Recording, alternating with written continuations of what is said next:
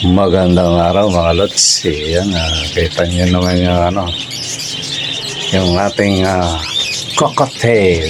Yan yung panganay. Kaya buong-buo na yung Yan. Titry natin to na na hawak-hawak lang, baka umamo. Ngayon, kung sino man ang mapalad na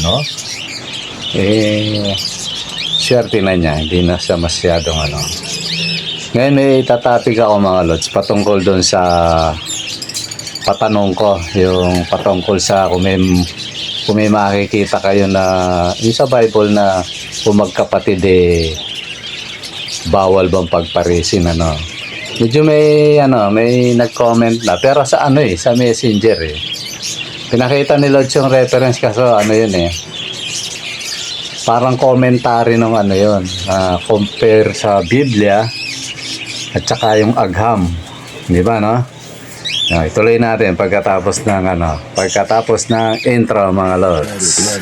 Let it bang, bang.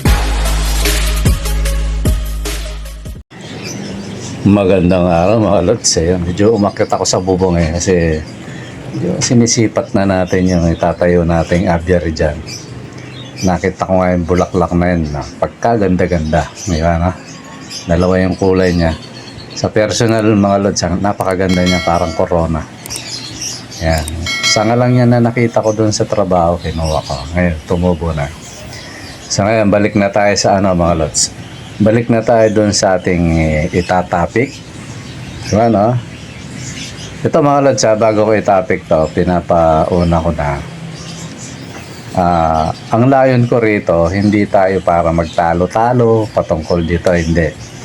Magpapalaro kasi ako rito, patungkol dito. Yan huwag tayong lalayo, dito lang. Huwag tayong kukuha ng mga ito yun.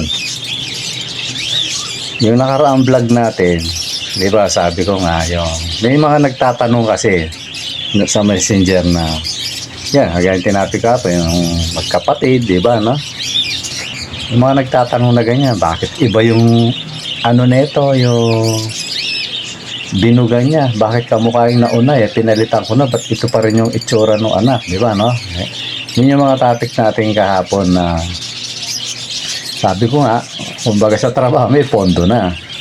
So ngayon ito yung magandang kumbaga gawin nating bagamat to gawin nating libangan o parang games ganon, na games na hindi nakakasira ng ulo mga lods. Ito yung natin, yung guys, sabi ko kahapon sa pagbibreed ko, di ba hindi na tayo marunong mga lods. Sabi ko nga, may batayan lang tayo na hindi tayo magkakasala, di ba Ngayon ang ini-encourage ko na sinabi ko nga na ang batayan ko kasi yung Biblia.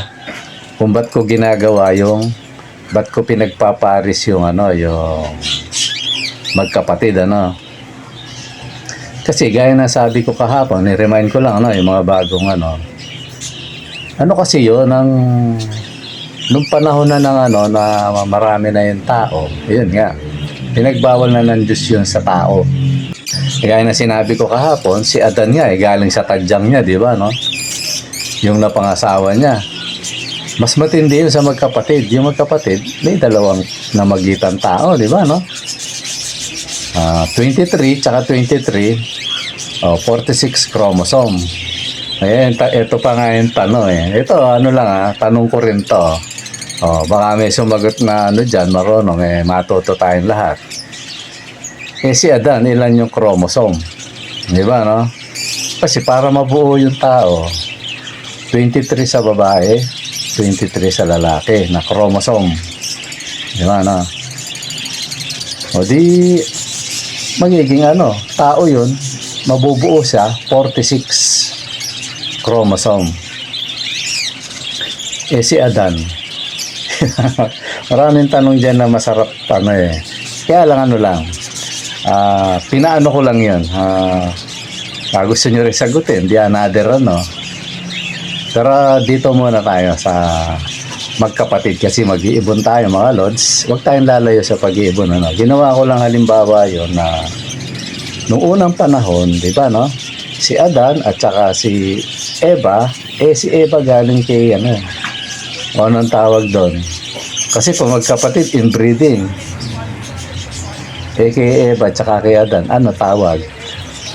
Di ba? Hindi sila magkapatid eh. Sarili niyang laman at buto. Di ba, no? Iwanan natin yun kasi baka medyo sumakit ulo natin dyan. Ito lang naman yung ano natin. Para hindi tayo maligaw kasi baka mamaya mamimigay kasi ako rito mga lods pag may nakasagot. Kaya makinig kayo mabuti. Manood kayo mabuti. Kasi yun, totally maraming nag-send sa akin dati dyan sa messenger. Matagal na rin. Yung tinatopic ko na yun na bawal daw talaga yun kasi raw siya ganito, ganyan, tama, ganyan. Kapag sa madaling salita, may diferensya yung ibon niya. Nung sinubok daw niya yun. Kaya ako naman, nung sinubok ko, sa dami na pinagpares kong magkapatid nung araw, nung araw. Kasi ang layong ko, ma-focus ako dun sa mutation na yon, maging solid siya, tapos pag solid na, tsaka ako i-breed sa ibang mutation. Yun ang mga tira ko nung araw. Ngayon, maraming nagko-comment nun. Sabi ko, lagi ko sinasabi, may batayan ako sabi ko ito. Ngayon, kung di naman ako magkakasala, itutuloy ko to kasi. Ang bawal lang kasi mga lods ito. Ang bawal lang sa Biblia, yung magkaibang uri. Nakagaya ng ginagawa ng iba na, mas mas magkakasala ka ron Yung African, tsaka parakeet, so Baji o African, gano'n. Pinagpares mo, yun, labag yun. Kasi magkaibang species yun Labag yun, pero kung Baji at tsaka parakeets, okay yun kasi parehas sila. Malaki lang yung Baji. So ngayon, yung palaro natin, gawin na lang natin palaro Pag may nakabasa na halimbawa, kahit anong hayop na nasa Biblia, na halimbawa, aso. Ano ba maganda? Manok. Kamo na. Ito, huwag na tayong lalayo. Halimbawa, sa ibon, isang, ibon na may pakpak, magkaibang, ito, bawal na yun, na magkapatid, halimbawa, manok na lang. Pinagparis mo magkapatid, may nabasa kayo na, bawal yan. Sige, yan. Pag may nabasa kayong bawal yan, bibigyan ko kayo ng 2 pares. Pag tumatagal, gagawin ko pang 3 yan, mga lods. Ayan. Yun yung huwag tayong lalayo kasi mga reference. Ito yan siguro hindi ko nabanggatin si Lods kasi baka para maiwasan natin yung offending Lods yun mga reference yung pinakita mo. Yung Biblia mismo. Sa Biblia. Kasi sabi mo parang ang dating, pinapakita doon nung binasa ko ang Biblia daw hindi science. Di ba, Alam niyo mga Lods, ito wag, no offending lang mga Lods, Handaan nyo, sa lahat ng nagawang libro o kasulatan, kasi mga kasulatan yan o libro. Ngayon nga, nasa nasa cellphone na, hindi na tayo mahirapan, nasa website na lahat yan. Tandaan nyo, ang Biblia, walang kaparis na libro yan. Yan? Lahat ng naiimbento ng tao, baka hindi nyo alam mga Lods. Pinagbatayan nila yung gawa ng Diyos na nasa Biblia lahat yun, mga Lods. Ang totoo yung hindi pa nakikita, kumbaga, nung unang panahon, hindi pa natin alam. Nakasulat na malawak lang kasi ito mga Lods Kagaya ng aeroplano, o saan nila nakita yung kasi ang Biblia mga Lods, malawak lang kasi, para lang hindi tayo malayo. Kasi ang Biblia kasi, yan yung pinasulat sa tao. Para sundin yung kasi may kautosan dyan Para hindi tayo maligaw. Malalim lang kasi ito kaya sa mga susunod na So ngayon, may mga bawal dyan, may mga hindi dapat gawin. Minsan, akala natin hindi bawal, pero bawal pala. Kagaya ng mga ginagawa ng Huwag kayong mag-alala, hindi tayo lalayo sa pag-iibon. Kagaya ng ginagawa ng mga ibang mag-iibon. Ako ano yun eh. Nung pinapanood ako, sabi ko, hindi alam nung kalods na to o kaibon na to yung ginagawa niya. Na nakakalabag na siya dun sa, di ba, no? Although, hindi natin masisiyo kasi hindi niya siguro alam. Kaya ako, mga lods, siguro, lahat ng mga nakikinig sa akin, responsibilidad ko yun na sabihin, mga lods. Nasa inyo na lang kung, halimbawa, makikinig kayo sa akin na sabihin ko, lods, bawal yan. Although, marami na ako pinagsabihan yan. Huwag mong gagawin yan. Mga ba, iniisip mo, makakabuo ka ng bagong mutation. Ako makabuo ka man yan, lalabag ka. Kagaya nung di ba, yung madalas kong sabihin nung araw, dati, yung leon tsaka tigre, pinagsama, ibang yan Baga matalos parang parehas ang itsura, pero ayaw ng Diyos yun, mga lods. Bawal yun. Kaya tayo, itong channel na to, di ba, mag-iibon tayo, iniiwasan ko yun. Na, saka gusto ko makapagpalabas ng magandang ibon lalabag ako, ayoko yun. Ngayon, komo kayo, nakikinig sa akin, nanonood kayo, nakasub kayo sa akin, mga followers kayo. Ayoko naman maligaw kayo sa bagay na yun. Siyempre, responsibilidad ko yun na sabihin sa inyo, mga lods. So ngayon, ito, ini-encourage ko kayo.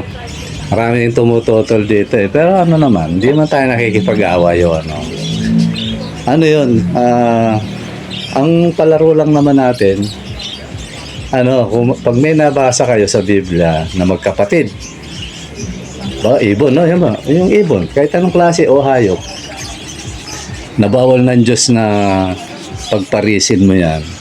Yun, magbibigay ako ng 2 pares na hits at bibigyan ko kayo ng pinaka the best na mga lots. Pinaka the best na ibon. Kasi hindi ko tandaan niyo mga lods hindi ako nagdodunong-dunungan. Kaya ang pagkasabi ko kung medyo man halimbawa kasi kahapon parang nasabi ko wala kayong mababasa, hindi. Ganito na lang. Pag may nabasa kayo, ini-encourage ko kayo. Kasi ako baka nagkamali lang ako kasi baka nawaglit ako doon kasi minsan nagbabasa-basa rin tayo ng Ngayon kayo baka may mabasa kayo mga lods. I-send nyo kaagad sa akin yun. Diba? Sa messenger o sa o kaya kayo dyan, comment kayo mga lods. Yan, bibigyan ko kayo ng na 2 pares na magaganda. Di ba, Ngayon, kung natuwa pa ako, gagawin ko pang 3 yan mga lods. Yan ang palaro natin. Siguro sa pagbablog natin, pag wala pang kasi siyempre, hahanapin mo pa yun, Ngayon mga lods, bigyan ko kayong tip, yan, yung mga tinutukoy sa hayop yun, nandun sa lumang tipan. Yan. Doon yung umpisahan. Maganda, basahin nyo, Hinesis Makikita nyo yun. Yan, ako, nung nagbasa ako niyan, para akong nandun mismo. Malay mo, nung nilalalang ng Diyos yun, di ba, Nilalalang niya. Nilalang niya yung ganito. Ganyan. Malay nyo, may mabasa kayo doon. Pwede kayong di pala.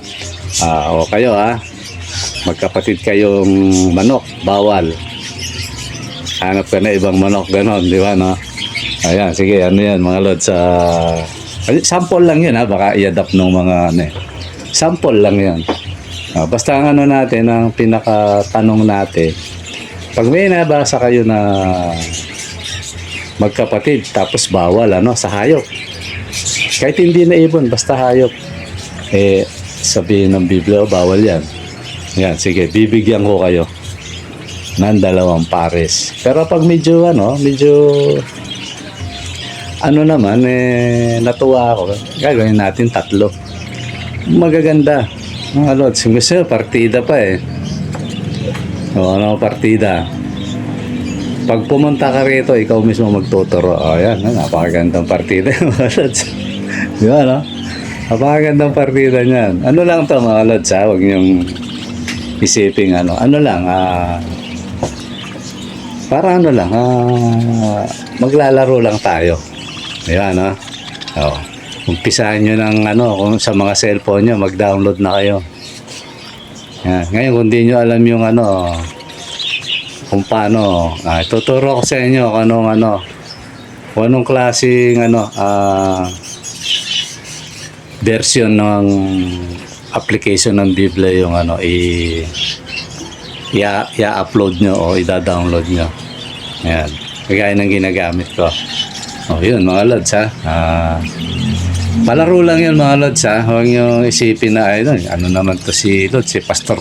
Hindi ganun mga lods. Ano lang, tutuwa lang ako kasi nabuksan yung yung mga, kasi dati ayokong sagot. Pero ngayon siguro panahon na para para kesa maglaro ka ng kung ano-anong edi gawin mo ito yung gawin mong laro, di ba, no? Hindi pa sasakit ulo mo mga lods. May premyo pa mga lods. Okay, yan. Iwan na natin yan. Tapos punta na tayo dun sa isingit ko lang yung mga lods, yung raffle natin. Nakita nyo yung mga kakatil na pinapakita ko, no? Sa intro, tsaka yung mga tumatakbong video, mga lods. Nandyan yung nandyan yung ibibigay ko apat yan di ba, no? Yung buo-buo na yung yung unang kinuha ko. Totally, 3 lang yung kinuha ko pero apat yan. Yan, ganun yun mga lods. Ang sinasanay kong hawakan para maamo. Yan. Kaso, sa parapol natin mga lods, iilan pa lang yung yung sumasali. Di ba, no? Sana kung mabuo ko sana to, surprise sana. Kaso, wala kung sasabihin ko naman, hindi na surprise. Di ba, no? Sabi ko, sayang mga lods. Bagay, ganun talaga. Kasi, baka itong Lunes, kasi ngayon, mahal na araw ng Katoliko, Dati naman akong Katoliko, mga lods, pero ngayon, hindi na. So, ngayon, mahal na araw ng Katoliko, siguro karamihan nasa bahay o yung iba nasa probinsya, no? May internet naman doon, So yun, kahit nasan man kayong sulok ng daigdig mga lods, yan, pagkapanood nyo na ito, gaya nga na sinasabi ko, sayang, diba, no? Sayang talaga. Yan, talagang ganun. Next time na lang siguro. Ngayon, sa Lunes, kung makagawa ka agad ako, yun na. Sana makarami ako ng gawa para makaipon ako ng pantayo, mga lods. Pagkatapos ng gawa, bago magtag-ulan, umpisahan ko na to. Unti-unti ko na mga lods, unti-unti ko nang yung materyales kasi wala tayong pera mga lods Pero yung mga dyan, yung mga matitibay na ka-lods, baka gusto nyo gusto nyo akong tulungan sa bagay na to, ay mga lods, pwede. Para matayo na natin to. Pero pag hindi naman, okay lang yung mga lods. Pag-iipunan natin yan. Ganun lang naman buhay sa buhay pag-iibon. Pag may dumating na disaster, huwag kang mawala ng loob. Di ba, no? Huwag kang mawala ng loob. Kasi pag nawalan ka ng loob, wala na. Di parang nasira diskarte mo, tapos may inis ka na nun Kaya minsan, wala na. Minsan, parang yung di ko nababanggitin kung sino siya. Nakausap ko, umuwi ako. Wala, nasira diskarte niya Nung una, ganito yung alaga niya. Tapos nung nabalitaan ko, ganito na lang. Sabi ko, maganda. Abay, pagbalik ko uli, wala na sabi mo, bilis na magsawa nito. Yung iba pinamigay lang niya, yung iba binenta lang ng mura. Sayang yung mga ibon, mga lods. Kung inabot ko yun, bibiling ko yun Ano kung gagawin ko doon? Bibiling ko lahat yun, kahit ipangutang ko yun, pero ididil ko sa inyo, bebenta ko rin ng mura. Siguro mailabas ko lang yung pamasahe, tas konting ano lang. Labas ng konting patoka. Di ba, no? Mura kasi doon mga lods eh. Siyempre, parang gasolina lang yan. Tama. Sa Thailand ba yon? Sa Thailand, magkano lang yung gasolina? Napakamura. Hindi ko lang kung 20 o 50 lang yata. Parang 20 yung unang narinig kong vlogger eh. 21. 1 litro gasolina. O, tapos sa atin, magkano? Sa Marioset. O, parang ganun. Doon sa lugar na yon, kumbaga sa gasolina, napakamura. 21. Tapos pagdating ng Maynila, sabihin mo na 80 pesos, gano'n, no? O, kung bibilin kong 21 yon, papakyawin ko yun, ano? Diba? Kumbaga sa gas, mga ibon na yun, bibilin ko. Kumbaga sa gas, ang gagawin ko lang naman doon, mga lods, siguro gagawin ko lang mga 35. Babawiin ko yung pamasahe, o 40, gano'n. Babawiin ko yung pamasahe ko. Tapos, kumita lang ng konting patoka, okay na. Kesa dito, ang halimbawa, kumbaga sa gasolina, 87. O malaki, lagpas kalahati, di ba, no? O kumbaga sa kakatid, dito, makakabili ka 1,000, 1,500, 2,500. O yung 2,500, batiin mo. O di ba, mura. O lagpas pa. Di ba, kulang pa sa kalahati, o. Kano ba yung 1,500 o alam ba kung 1,500 yung presyo, ano, o 2,000, ano, o 1,000 o 900 lang mga lods. Paris na yun, diba? Napakamura. Hindi natin pwedeng ikumpara yung mura doon kasi iba yung lugar yun. Pagdating dito, susunod tayo sa presyo, diba, no? Parang yung gagawin ko, kung yung presyuan dito, yun din yung gagawin natin kasi andito na tayo mga lods yan. O, malay nyo pag dumami, di ba? Presyong pempenga, yan, mga lods. Pag dumami, mga lods. Ayan, saan na ba tayo? O, dun sa raffle, mga lods. Sayang, ano.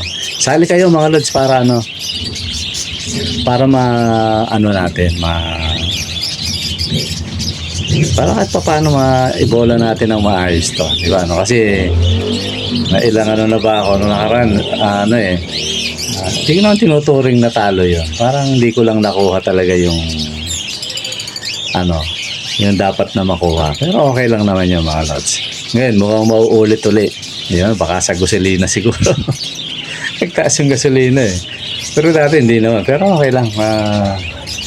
Basta makakuha lang tayong patoka. Ano na yun. Ganun naman eh. Kahit sa anak buhay minsan, di ba, no? Minsan meron, minsan wala. Minsan talagang pag talagang walang-wala, papatulan mo yung isang trabaho. Ako ganun eh, minsan. Talagang walang-wala, kahit presyong helper lang. Yun. Pinapatulan ko kaysa wala. Sabi nga ng lolo ko aarte ka pa wala ka na pagkain. Di ba? Ang bigas, aarte ka pa. Yun ba, umaaraw ka ng 1,000. May naghahanap ng masong kaso kayang ibayad 500. Patulan mo na. Kaysa gutom ka, di ba, no? Sabi mo, talo. Mas talo ka pag hindi ka, pag hindi ka nakabiling bigas, di ba, no? Ganun. Ganun ako minsan, mga lods. Pero napakabihira nun. At saka, kahit hindi, sa trabaho, kahit hindi, yung tinitingnan ko yung estado ng tao, hindi naman sa mayaman, mabait naman. Okay naman kausap. Isa pinapatawad ko yung mga lods, pinababa ko ang presyo. Ganon. Pero pag mayaman naman, siyempre, nasa tamang presyo tayo kung ano yung dapat. So, yun mga lods, yun lang siguro ang natin, yung topic natin today. Yung, hanapin nyo, yung baka may mahagilap kayo na hindi ko pa na, malay nyo, hindi ko nabasa. Meron pala. Di ba? Meron pala. Yun, magbibigay ako mga lods. Yan, partida. Gaya na sabi ko kanina, punta ka rito, di ba? May mga pinaproject ako. Kung gusto mo pagpipiliin mo yan, pwede. Di ba? Yan, mga lods. Gandang laban niya, mga idol. Okay, mga lods, siguro hanggang dito muna. Araw-araw natin yan. Baka sakali, merong makakuha niya. Lagi kong babanggitin, mga lods. Okay, mga lods, maraming salamat sa panonood. Bye-bye.